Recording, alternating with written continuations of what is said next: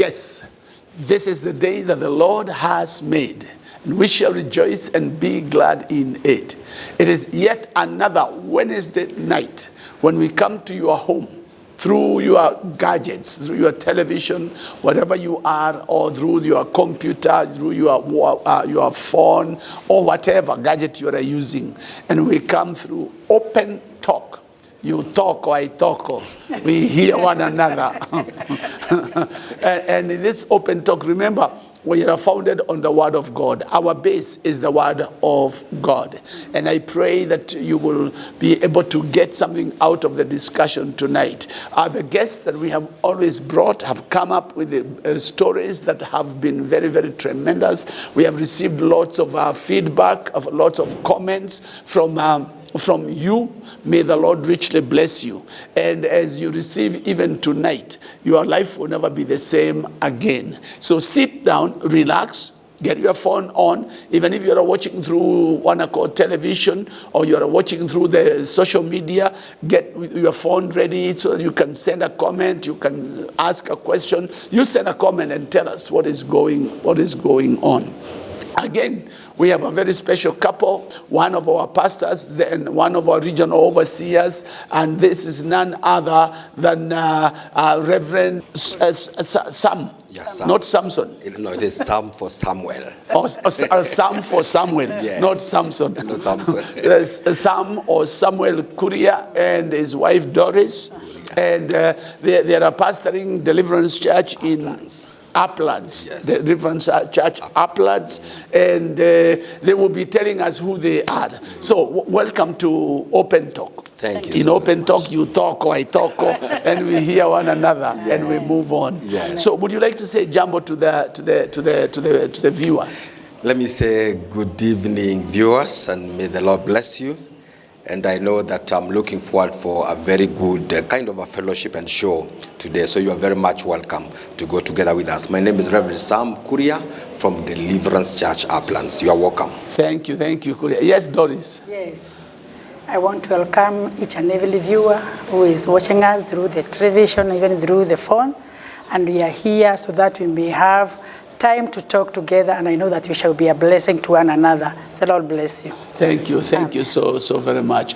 Welcome to Open Talk. I hope you have had an opportunity of watching another Open Talk. Sure.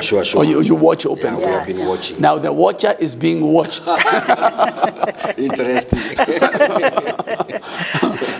This, the goodness with the media is that once the word goes out, yes. You have no idea who the word is reaching. Sure. Once you have spoken a word, it will affect many people, not just at that time, but even later. That is the power of the electronic media. Yes. This word is not. It will go into our YouTube, and it will be on Facebook. It will be on One Accord television, yes. And somebody can view it even 5 years from today. So it is a very, very powerful tool, yes. And we thank God for it. And maybe you need to think of having a program on One Accord television, yes. one of these days. Sure. But that's up to you. But before we move on, you see, I know you, yes. But the viewer there does not know you. So who is Kuria? Wow. Let me start by saying thank you so very much, Bishop, for having us today. It is indeed a great honor and a great privilege for us to be here in this Open Talk this Wednesday night. So Kuria is a sixth born in the family of 14. And 14. In the family of 14. 40. 14. 1, 4. Yeah. I always say we were born 14 mouths. Wow. Yeah, 14 mouths. And my mother and my father, they had a great responsibility of feeding 14 mouths. 6. So the 14 are from the same mother. The same mother. Congratulations. Thank you. Congratulations. Bishop. Thank you, Bishop. I really honor my mom. My dad passed on 1998 when we were just planning for our wedding. But we still have our mother, who is quite aged, and we thank God for her. And so I was born in a place called Naivasha. So my mother told me that when I was born, she was actually preparing to come back to Limuru.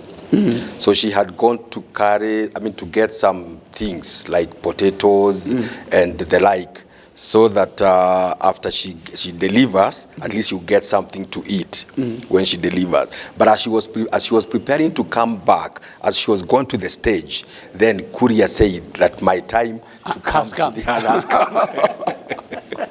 And sure enough, she had to go back to the house. So, and she delivered somebody she called Kuria, and that is me. And then after some, I think 1 or 2 weeks now, that is now when she came back to Limuru, because that's where our home was. So I have 6 brothers, 5 brothers, together with me 6, and 8 sisters. Okay. And so I'm the 6th born. Okay, and all of them are alive? All of them are alive. All of them are alive. I'd like to visit you during Christmas. I tell you, if you come during Christmas, you may think that we are having either a CDF kind of a meeting.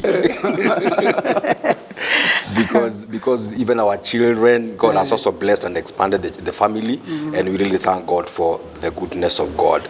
So after that, and so we came to Limuru, and that's where I grew up. And I went to a primary school near our place in Limuru called Kamandura. It's actually along Nairobi-Nakuru highway. And from there, then after the primary school... Well, maybe before you go even to the primary school. Yes. Let's find out. Who is Doris? Yes. Thank you, Bishop. Doris is a lady from a place called Mwishwiri in Narumoru. Yes, in Narumoru, on your way to Nanyuki. Yeah. Yes, that is where I was born. I am the first born in our family, a family of 6. Okay. We have 4 sisters and 2 brothers. And I was born by a single mother. My mother was not married. Though in the year 2012, she listed, and I was brought up by my grandmother.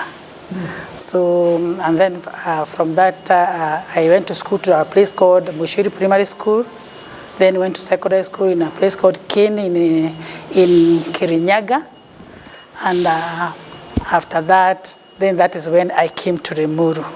Yes. Okay, wow. Yes. So you're in a family of 14, you come from a family of 6. Of 6. Yes. That's great. That's a whole tribe. I tell you. I would be very interested to know how it was when you went for dowry. Yes. It was as if the whole church went to that place. Okay. And you said you went to school. So I went to school.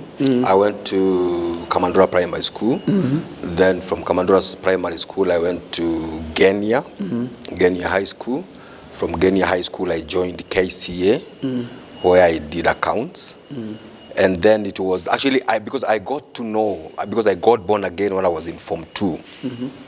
So I got to know that the Lord has called me to be a pastor while I was still in secondary school. Okay. So even in the secondary school in Genia High School, people were calling me pastor. But I knew it deep within me that the Lord had called me to be a pastor. Well, I remember when I shared that with my mother, like God has called me to be a pastor while I was still in secondary school, and just before I joined college, she was like a pastor because she could remember how the way the pastors from the church where she was attending, how they were living. But sure enough, after college, I worked for just a very short time with Coca-Cola Company, and then after that, now I joined the ministry full time. Wow. Yes. Okay. And Doris, where did you go to school, you said? I went to school in primary school in Mwishwiri Primary School. Then I went to secondary school in Keni, in Kirinyaga. And then I went to college where I was doing tailoring and dressmaking. And then I started a business. And then after that, I stopped the business. And when I was stopping, that is when we met. Well, before you tell us where you most. So you have gone to school. Yes. You have gone to college. You are doing accounts. Then you are employed with a Coca-Cola. What happened is that for you to know this is the time for me now to leave employment and join the ministry? Actually, the employment was kind of like a casual kind of arrangement. And so when that contract was terminated, I could not go on. But it's still deep within me. I remember there was a day, it was over Christmas, that we were to, because initially from the word go, I told them, I don't work on Sundays. So I told them I don't work on Sundays.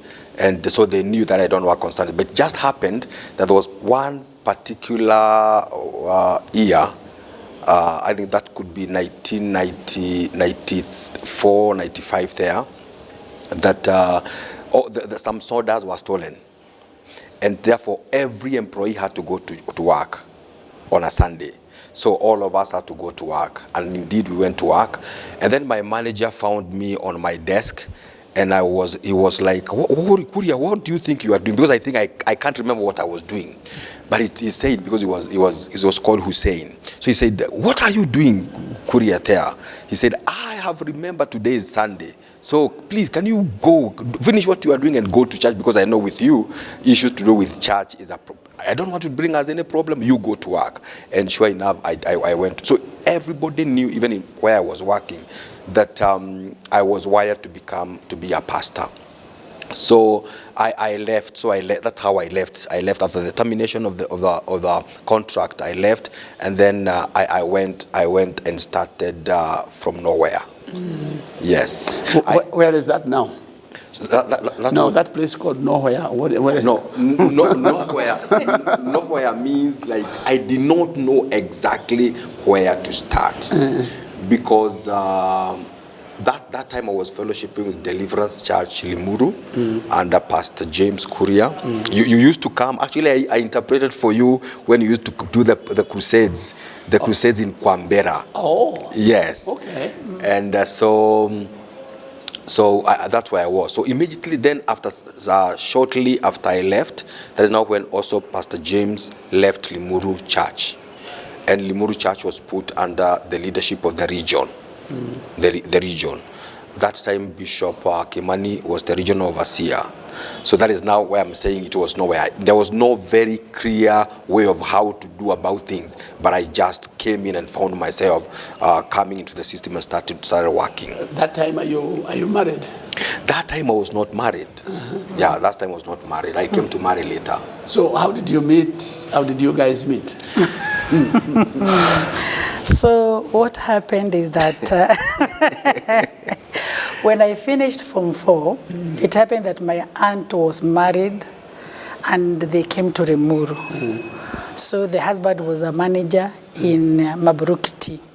So I came to visit with them.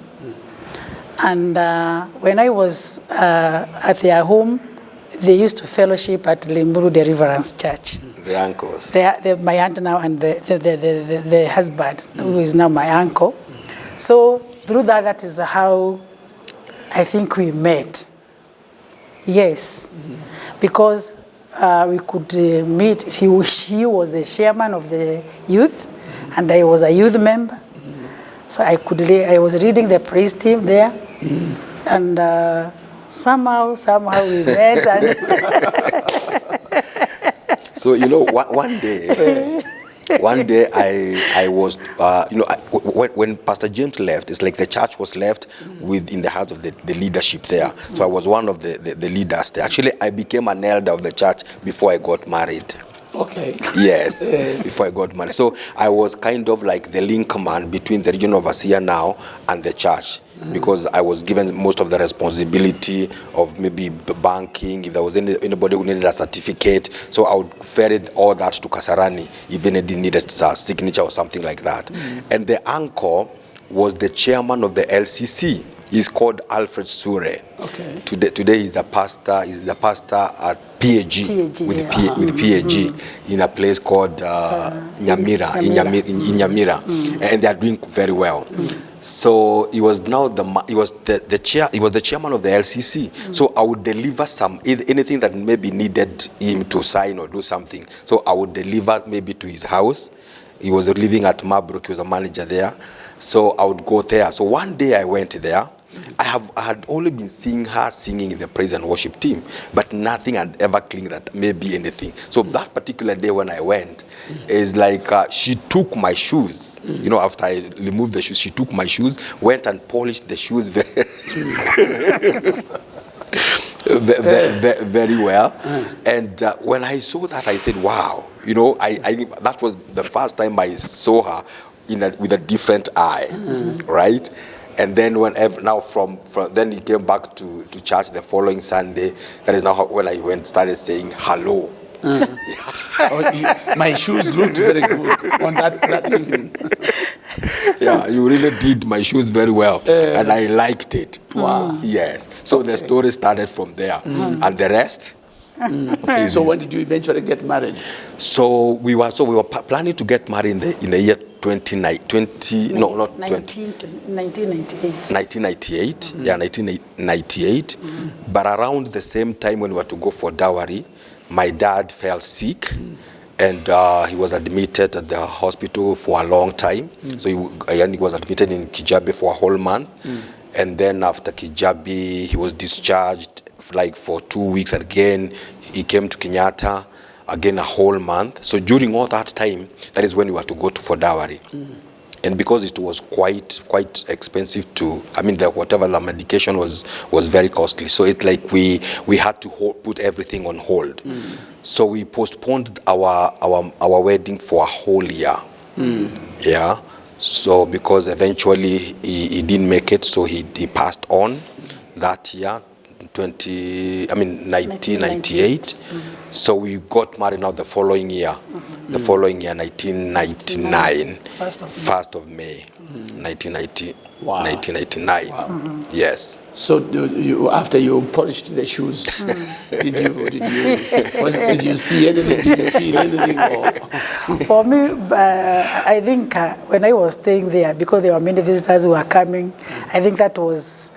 I was feeling it was okay for me to do it to everybody, because I used to wash even the socks. And there is somewhere you used to put them somewhere, and they were drying overnight. So in the morning you could put them on. So that was my work. So in me, I didn't have any problem. I was just doing my duty.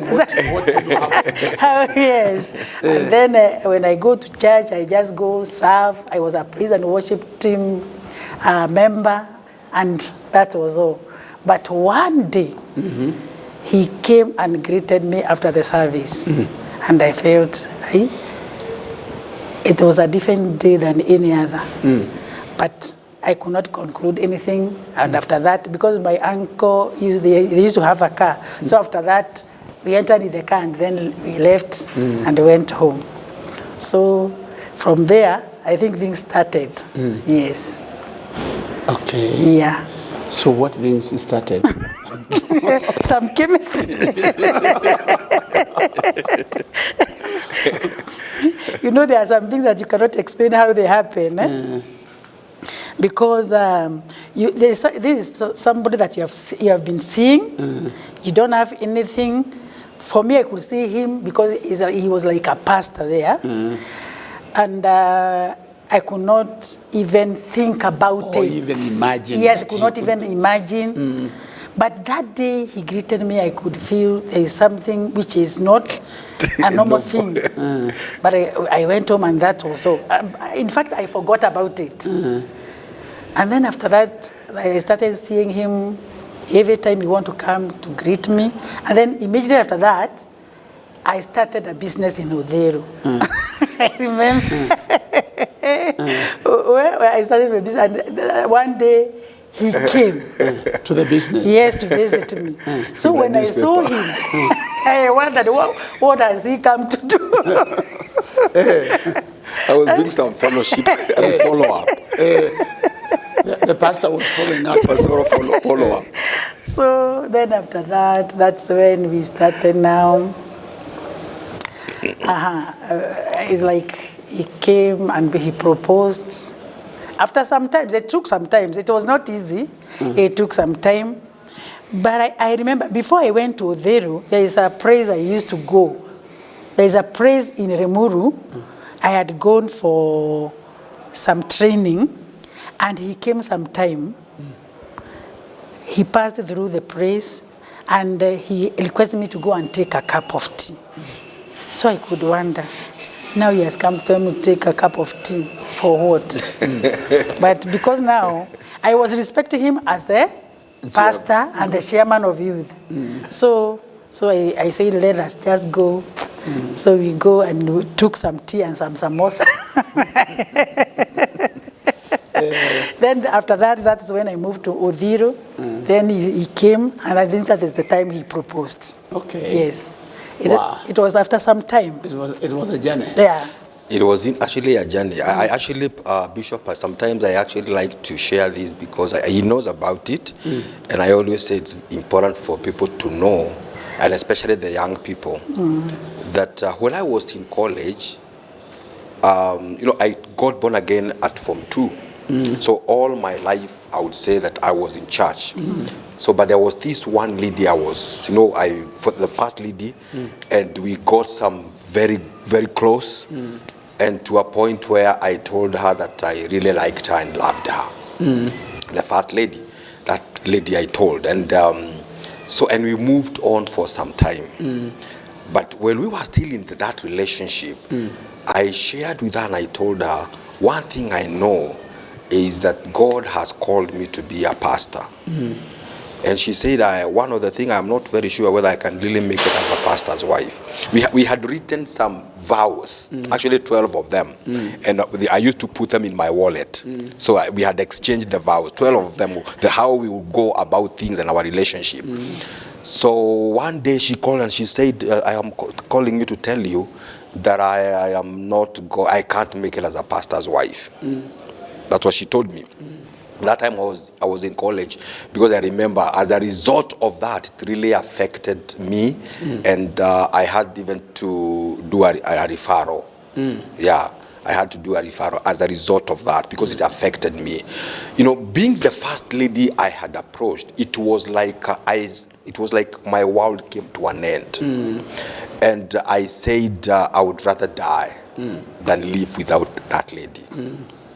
And sure enough, I left college, and I went to the forest to die.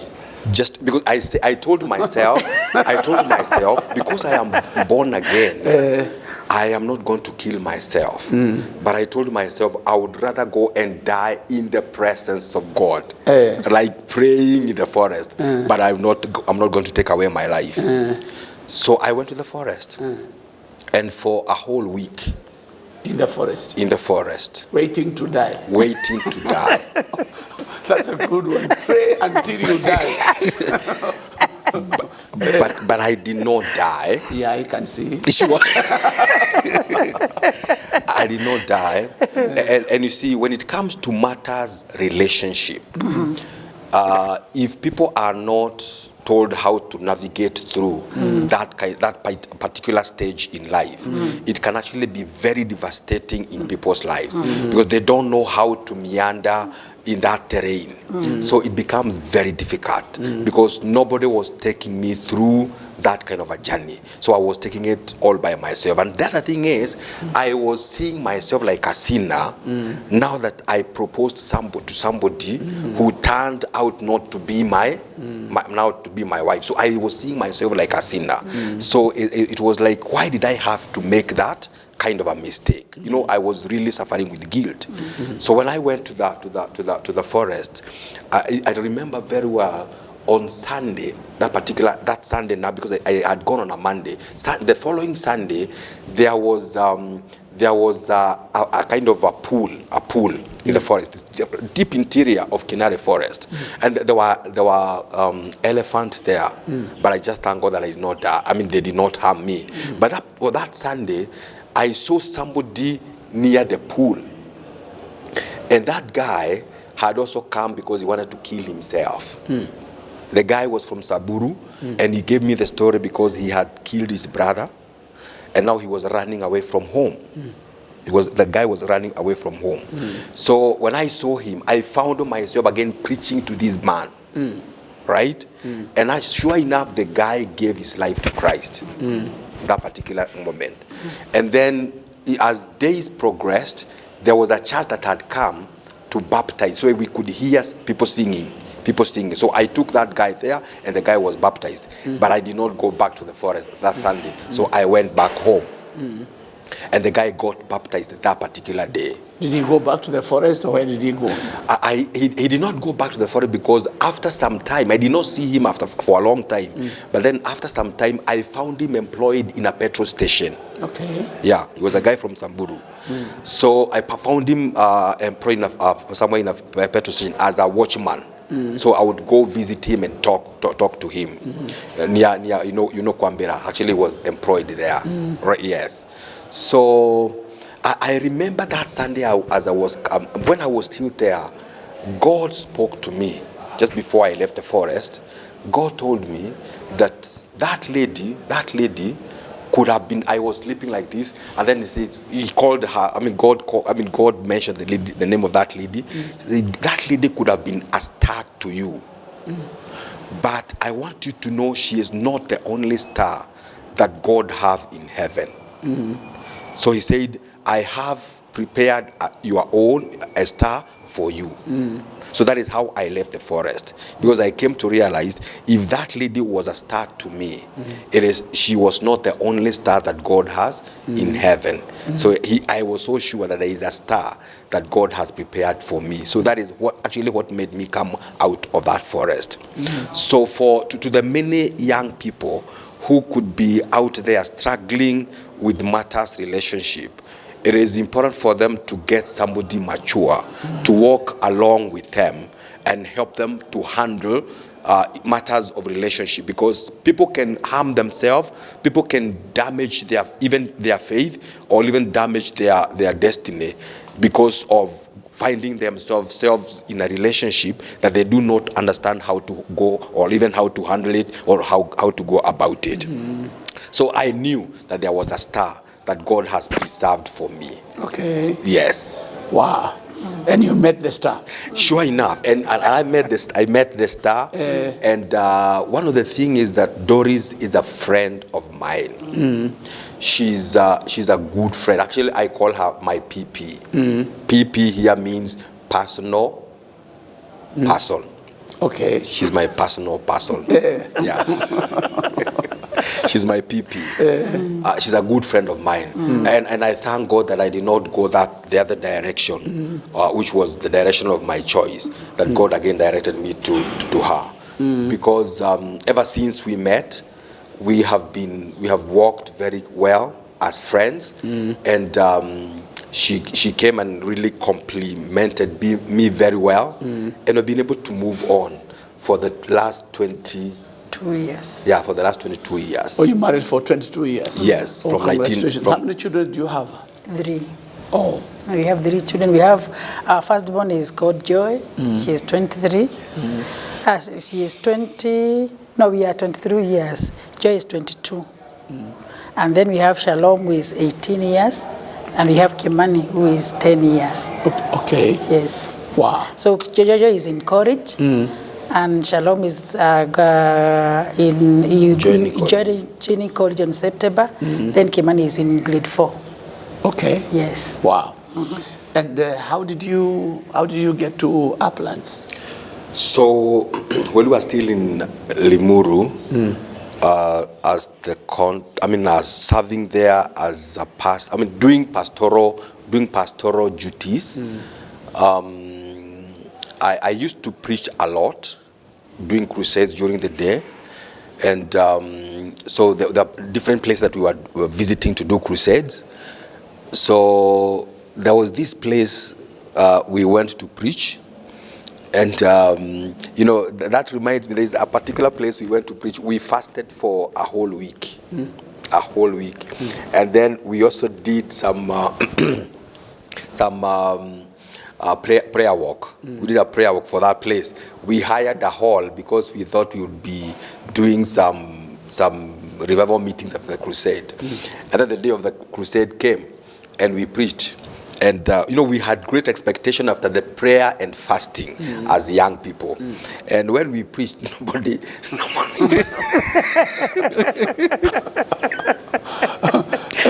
nobody got born again. So, and nobody attended the crusade. No, not the crusade. The revival meetings. The revival meetings. So we were very discouraged. Very discouraged.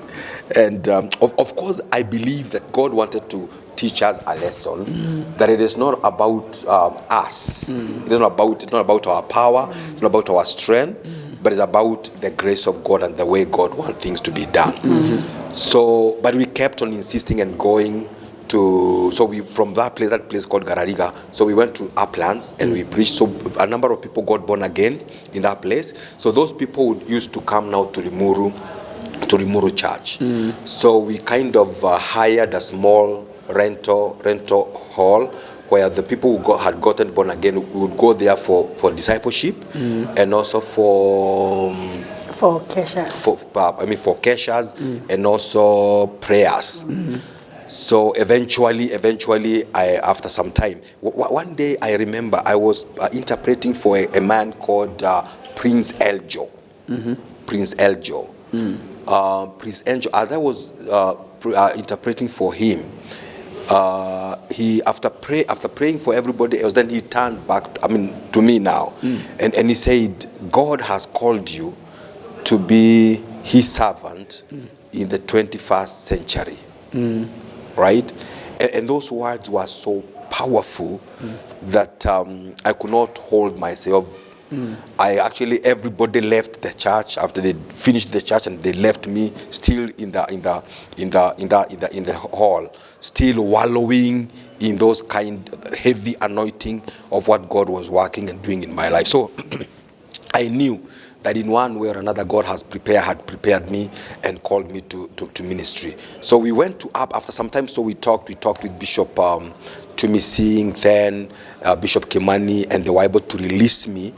And then I left Limuru Church officially, and we planted Deliverance Church Uplands. That was in the year 2000 May. Yeah. So we started Deliverance Church Uplands on 7th of May 2000. So Doris, did you ever think or have time to think about being a pastor's wife? I've never thought of being a pastor's wife. But in school, when we were in secondary school, I felt deep within me I loved God, because also I gave my life when I was in Standard 7. I used to go to church. In Standard 7 and Standard 8, I could go to church. But I got serious in salvation when I was in secondary school. So I could feel deep within me, I would like, when my time came, I would like to have a man who loves the Lord. But I could not think about a pastor.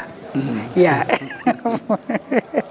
But I thank God, because I think God really prepared me. Being brought up by my grandmother, with a single mother, it was difficult for me. But I thank God because I was able to be serious in Christian life. So through being serious in Christian life, now I was able to stand, and God has brought me this far. Yeah. So was your grandmother or mother a believer? They were going to church. My mother was not a believer. But my grandmother and my grandfather, because even they are the one who educated me, they were serious Christians. They used to go to church. But what I can tell is about the seriousness in their salvation. Yes. Okay. Yeah. Wow. Yeah. And in your family of 14, is there any other pastor, or you are the only pastor? My brother was the first one who my elder brother is the one who gave his life to Christ first. And then after there, I followed.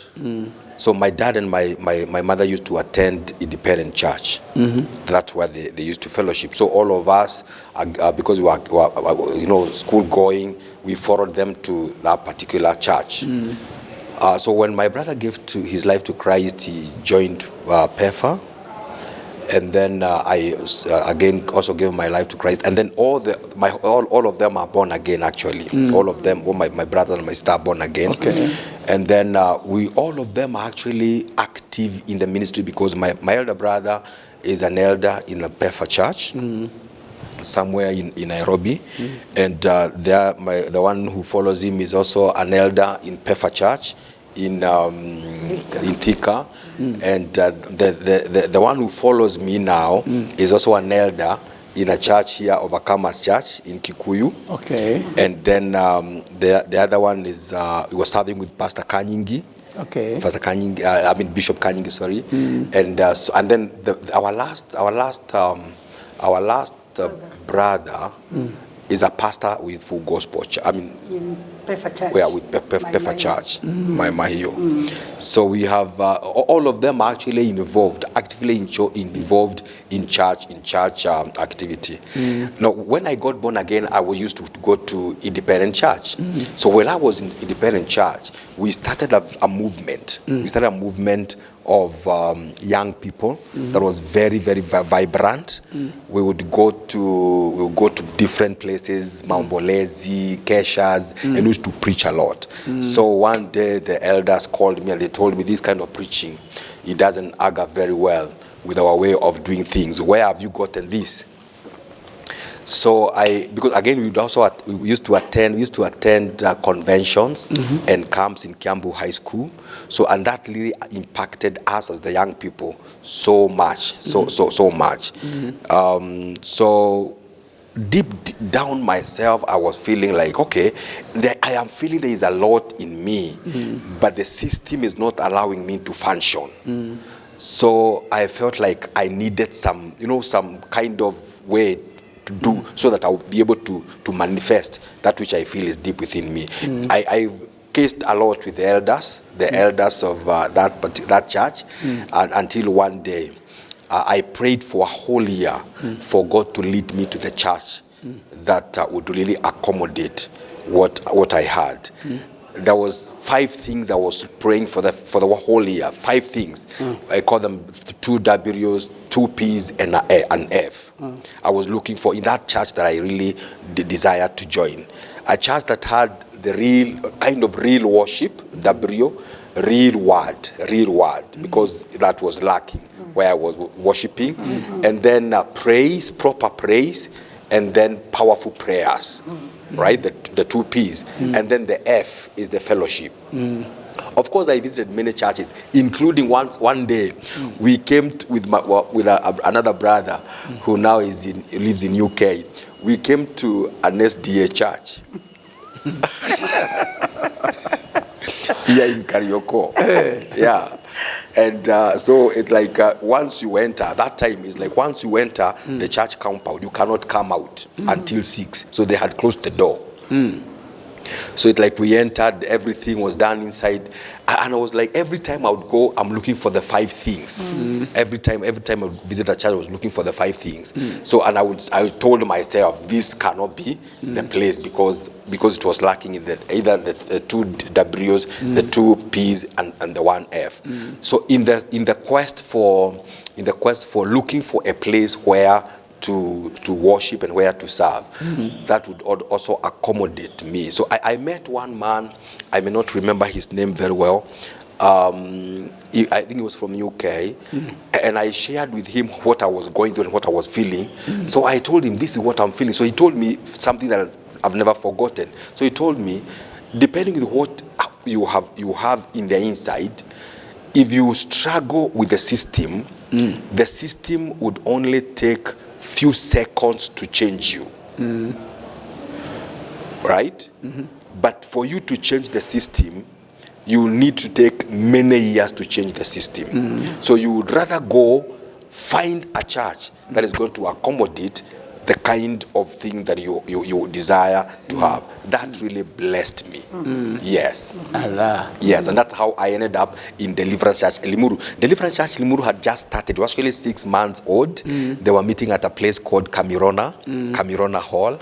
And when I visited the first time, looking for the 2 W's, the 2 P's, and the F, I found everything right there. And I knew for the F, the fellowship, that day there was a man, there was this man who was visiting Kenya. There was a conference that was in KICC. And then some brothers from Isili Church had bought tickets and have given them to the Deliverance Church Limuru for anybody who was interested to go and attend. So that is now how the F was fulfilled. Okay. So they called me, I was a visitor, and then they asked me, would you be interested to go and attend this meeting? And I said yes. So they gave me, I tell you, that was a life-changing meeting. So that is how I ended up joining Deliverance Church. Now, from fighting for independence. You are delivered. After you got independence, you are delivered. Wow. Yes. Now, what challenges did you face in starting a new work? There are lots of young people there who want to start churches, and they want to start big, or they have what they have in their mind. What challenges did you face? Of course, we experienced a whole lot of many challenges. I don't know whether, Bishop, you can remember, but there was a time after starting the church, I almost quit. And God used you in a way maybe you may never know, but I've got to tell you. Yeah, tell me now. That after starting Deliverance Church, Uplands, yeah. We started and we were doing very well. We'll do preaching and crusades. And the kind of prayer that we took there, it was like we would pray at night, right in the cold of Limuru and Lari. And the people were like, who are these people? Right? So we were labeled, so we would go, people would get born again, but again, people would not come and join the church. It's not because we are labeled, because they would say, if you take the word Deliverance Church, and you take a D, and you take an E, and you take a V from the word Deliverance Church, and then you take an I, and then you take an L, because they saw an L in that name. You see what you got? D-E-V-I-L. Devil. So they associated us, the kind of prayers, very vigorous, that we were doing, they associated us with devil worshipping. And that really affected us in the initial stages. And I remember one day we were doing a kind of a prayer walk along that area, and many people came for prayer, for the prayers. And I preached I really preached. People from the bars, they would really come out just to see. I thought, I only came to know later, that the reason why people came as in many numbers, not because they wanted to attend the prayer walk, but because they wanted to see how a devil person would again come and cast a devil who was causing the accident along the road. You see? So that really affected us so much. To a point that at some point, after some time, we felt like we were giving up. And sure enough, for 3 Sundays, I told my wife, I told, Pastor Faith was my associate pastor, and some other pastors who are there. So I told them I think I'm taking a leave. I am going to be away for a long time. So I told my wife, I was really down. And then I would go visit other churches now, for the 3 Sundays. Then the 3rd Sunday, the 4th Sunday, I had not also planned to go to church. But you called me, and you told me you were passing by, and you want to see where the church is. So you came to Uplands. So I had not been to the church for some time. But when you called me, I can't remember where I was, but I drove to the church and then you came. when you came, I gave you the story. And I told you I am feeling like I am giving up. You were looking at me like this, and then you said, oh. you mean they have said that to you? Then I said, yes. Then you said, now that means God has given you this town. I was like, Bishop, I am quitting, and you are telling me now God has given you the town. And actually that is how I got restored. And actually I felt like, yes, I also want to continue with the work in Deliverance Church. If you had not called me, I am not sure how it could have gone. Because I remember Pastor Faith now was my associate pastor, together with the elders. They had come to church and they told me, they came with some envelope and they said, Pastor, tumekuletea kanisa yako. Pastor, tumekuletea kanisa yako. Kwa sababu hata na wao pia wamesikia wamechoka na wataki kusonga nayo because of the challenges.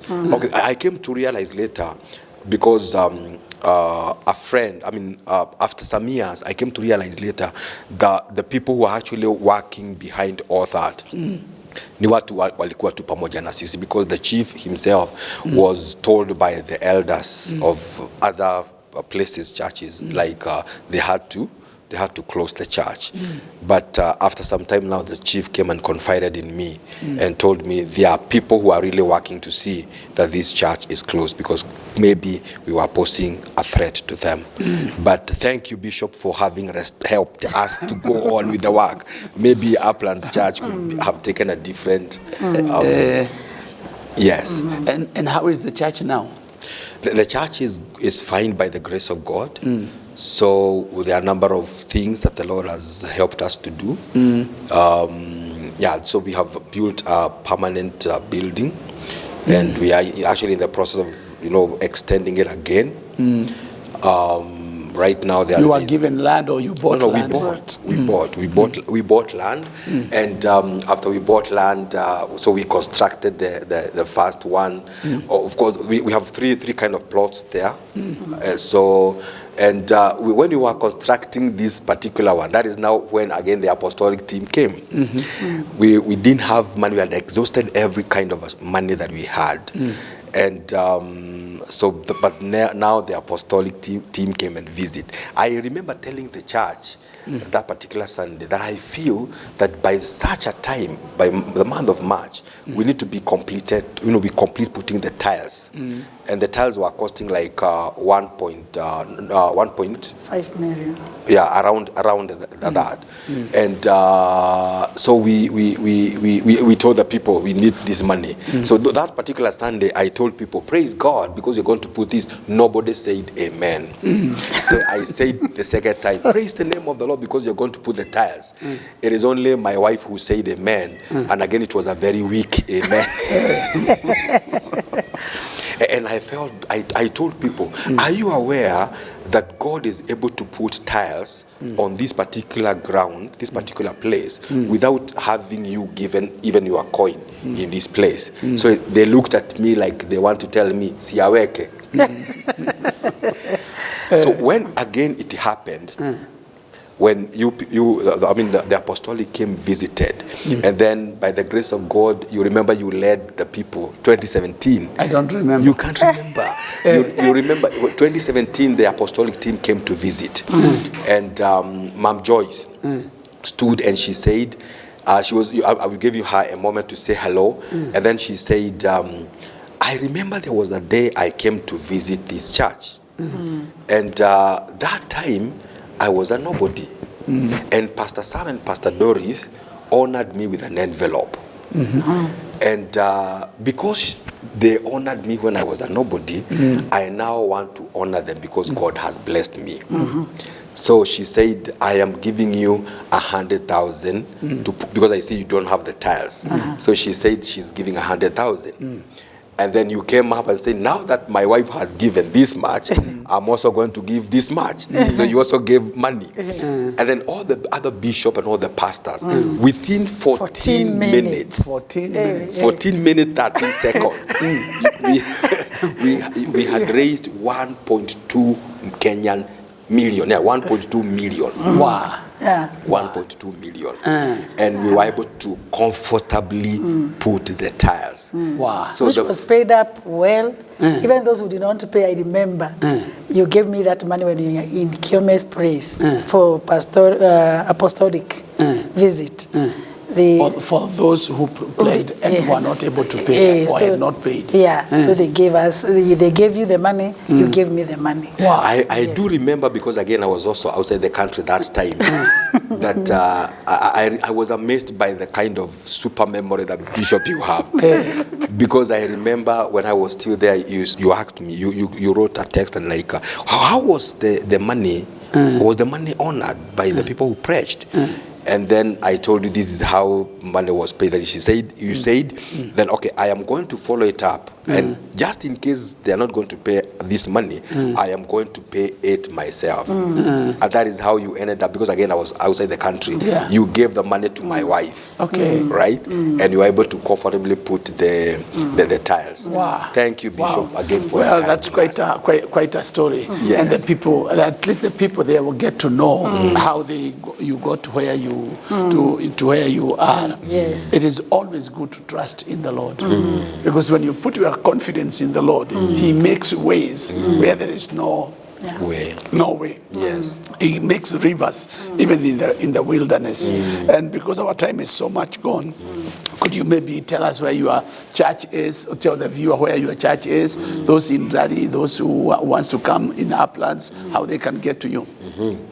So the Deliverance Church Uplands is in a place called Nyambare, just behind the shops, next to the milk dairy, or that milk processing factory.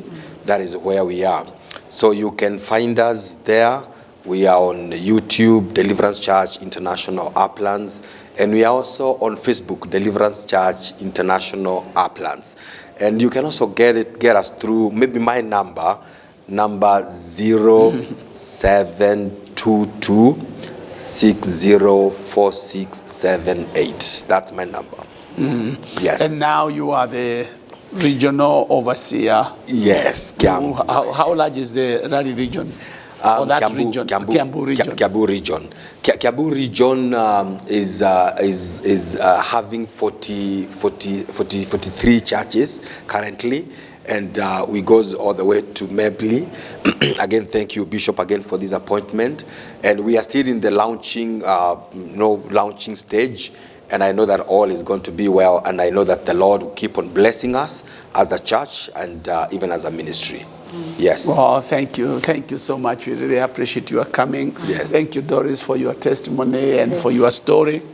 It's a powerful, powerful story. Thank you for what the Lord is doing. We pray that the Lord will prosper you and that you will get to your destinies and the region will expand and grow as the church in Uplands grows. For those of you who are watching, if you are in Uplands, try and visit Deliverance Church Uplands or any other Deliverance Church. If they ask you who sent you, tell them Bishop Mark told me to come. Simple as that. And you'll be given a first-class reception. We love you and we value you. This is, again, open talk. You talk or I talk. We hear one another. And I hope you have received something from the story of Reverend Sam and Doris Kuria, and that you will run with it and be able to help somebody else. We'll see you again this coming Wednesday for Open Talk. May the Lord richly bless you. I love you and I value you. Ciao, ciao. See you on Wednesday.